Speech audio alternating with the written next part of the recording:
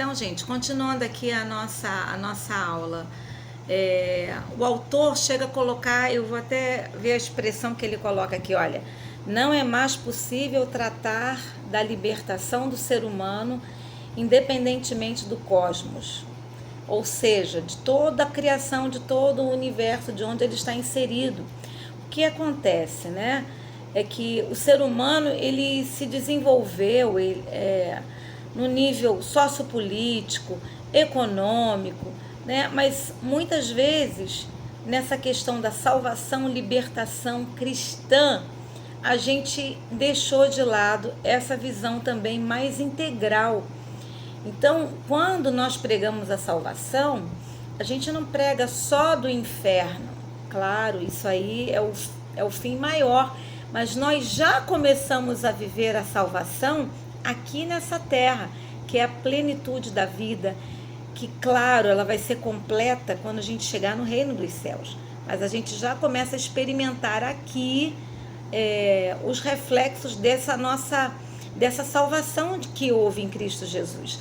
Então, a salvação precisa ser enxergada de uma maneira integral. A gente não pode olhar só, você está vivendo essa situação, mas eu não quero saber dessa situação não, né?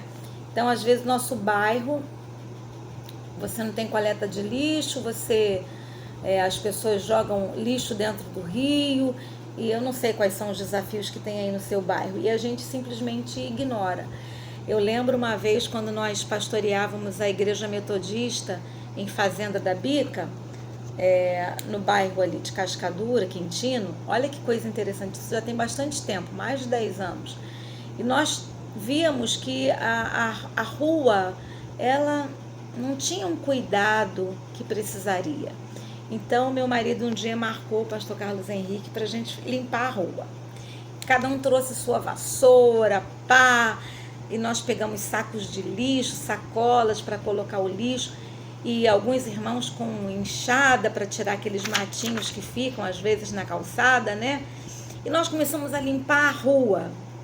Olha, o dia do legado aí só confirma essa ação, né? E os moradores ficaram muito surpresos, né? Uma outra igreja, que eu não vou dizer qual, que nós tivemos também o cuidado de pastorear, e as pessoas, já tem muitos anos, né? Hoje eu acho que a gente já superou muito isso. Mas as pessoas tinham o hábito de jogar lixo no chão, não tinham cuidado de buscar uma lixeira ou providenciar uma lixeira.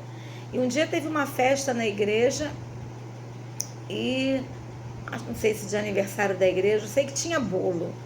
E aí as pessoas comendo lá, terminaram de comer, e todo mundo jogava os papéis, os guardanapos com glacê, no chão, assim, como se fosse a coisa mais natural. E nós nos espantamos, né? O que nós fizemos? Nós pegamos as vassouras que tinham, percebemos que a igreja não tinha lixeira quase nenhuma, pegamos alguns sacos e começamos a varrer. Quando os irmãos da igreja nos viram varrendo o pátio, né, onde estava totalmente sujo, cheio de guardanapo, de glacê e tudo, e ele, não, pastora, me dá aqui a vassoura, deixa que eu varro. E aí nós estamos, não, procura outra vassoura, essa daqui nós já estamos varrendo. E começamos a varrer, e depois meu marido providenciou as lixeiras ali para a igreja, e aqueles irmãos nunca mais agiram daquela maneira. Eles entenderam que precisavam cuidar daquele pequeno espaço que era a igreja, e isso certamente iria virar um hábito para que eles pudessem ter esse cuidado onde eles estivessem. Então são pequenas ações, pequenas atitudes que vão fazendo a diferença. A salvação é integral, né? A filosofia moderna, ela trouxe essa consciência histórica da subjetividade, do personalismo, né? O homem é o centro, a importância da praxis, né?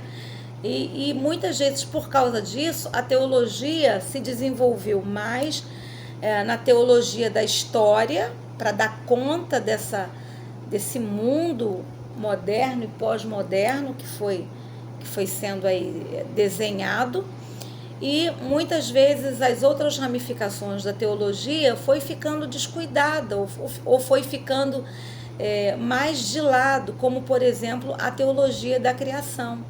Então a teologia da criação, enquanto mundo criado por Deus, do cosmos, o meio ambiente, não pode ser ignorado, né? Há um desafio endereçado à teologia, há um desafio endereçado a nós. Nós não podemos fechar os olhos, né? Essa unidade que existe entre o homem, a sociedade e todo o cosmos criado por Deus não pode ser deixado de lado. Essa unidade, ela acontece tanto na perdição como na salvação. Lembra que eu falei há pouco, né?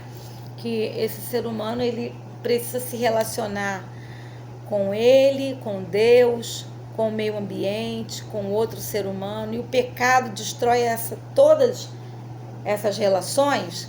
Então nós precisamos resgatar todas essas relações, toda essa unidade. Essa crise ecológica, a fé cristã precisa responder também. Ela precisa ser uma presença mostrando como o pecado tem sido destrutivo também em relação à criação de Deus, também em relação à natureza, né?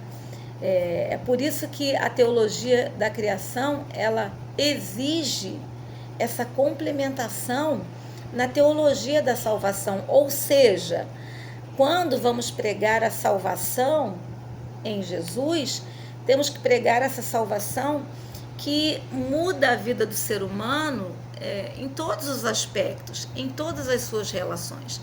Essa salvação e libertação cristã inclui a escravidão do pecado nas diversas esferas na qual ele veio degradar a criação de Deus, o projeto de Deus, né? Então, todo mundo criado por Deus, todo mundo que foi atingido pelo pecado a partir de Adão e Eva, precisa ser resgatado. Então, se precisamos entender que a nossa ligação com Deus precisa ser reconectada a partir de Jesus, a nossa relação com o nosso próximo precisa ser ressignificada a partir de Jesus, a nossa relação com o cosmos, com a criação, com o universo também precisam ser redimensionados, revistos e vivenciados numa nova prática a partir da perspectiva da graça de Deus, da soberania de Deus, do Criador e do Salvador.